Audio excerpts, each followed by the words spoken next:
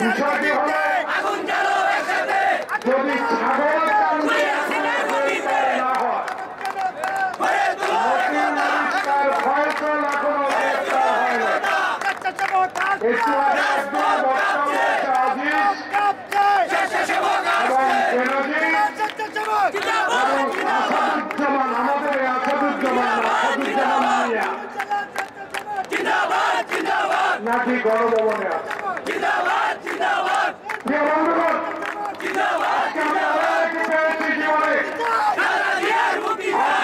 উপস্থিতি প্রমাণ বাংলাদেশের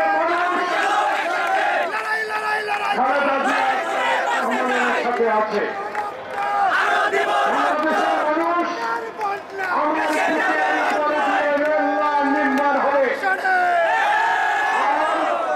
চট্টগ্রাম বন্দরে জাহাজ ভিড়বে, মোংলায় জাহাজ ভিড়বে।